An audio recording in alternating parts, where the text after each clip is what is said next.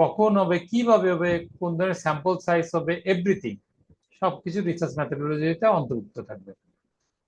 Step 5, knowledge contribution. আপনি আপনার জ্ঞান, অভিজ্ঞতাগত জ্ঞান, আপনার যে সেক্টর এক্সপার্ট রয়েছে, আপনার যে পিয়ার গ্রুপ রয়েছে, কোয়ালিটি গ্রুপ রয়েছে, তাদের সাথে কনভারসেশনের মাধ্যমে এগুলো আনার চেষ্টা করতে হবে।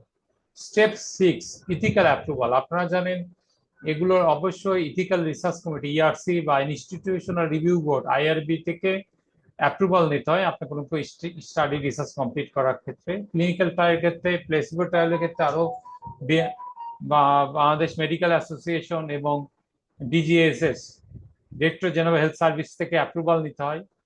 তারপর ইথিক্যাল অ্যাপ্রুভাল পালে আপনি স্টেপ প্রসিড, এবং এখানে কনসেপ্ট পেপার বা রিটেন কনসেপ্ট থাকে, অবৈধ সম্মতিপত্র থাকে, অর্থাৎ আপনার যে ছবি বা বিভিন্ন স্টাডি ডাটা যেগুলো মানে কারোর সাথে শেয়ার করার মতো না, private data, personal data share করা যাবে না, কারণ এখানে নাম, ঠিকানা বা বয়স এগুলো কিছুই যাবে না। সাধারণত তাদের কনসোলিডেটেড অর্থাৎ কালেক্টিভ ইনফরমেশন যাবে।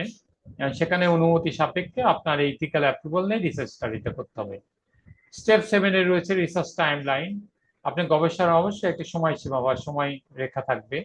আপনি কখন শুরু করবেন, কখন শেষ করবেন, পুরো ফেস, অর্থাৎ আপনার প্রপোজাল ডেভেলপমেন্ট থেকে শুরু করে আপনার সর্বশেষ রিসার্চ রিপোর্ট জেনারেট পর্যন্ত, এর মধ্যে data collection, questionnaire development, data analysis, management, interpretation, everything.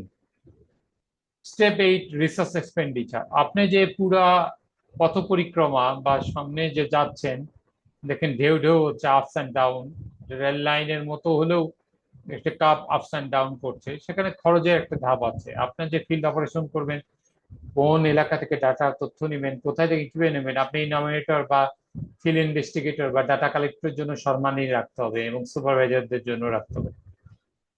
এরপরে রয়েছে স্টেপ 9-এর রেফারেন্স লিস্ট। আপনার যে বিবিলিওগ্রাফি বা বিভিন্ন সাইটেশন রেফারেন্স ইউজ করলেন, বিভিন্ন জার্নাল ইউজ করলেন, সেটা ফুল রেফারেন্স লিস্ট বিবিলিওগ্রাফি আকারে এখানে থাকবে। আপনাকে ভ্যানকুভার স্টাইল করলেন, না আমেরিকান সাইকোলজিক্যাল অ্যাসোসিয়েশন করলেন, না শিকাগো স্টাইল করলেন, না হার্ভার্ড স্টাইল করলেন। স্টেপ 10, অ্যাপেন্ডিসিস। এখানে বিভিন্ন টেবিল অফ কন্টেন্ট, অর্থাৎ যে টেবিলগুলো আমরা ভিতরে দিতে পারিনি সেখানে এখানে এক্সট্রা গুলো দিব।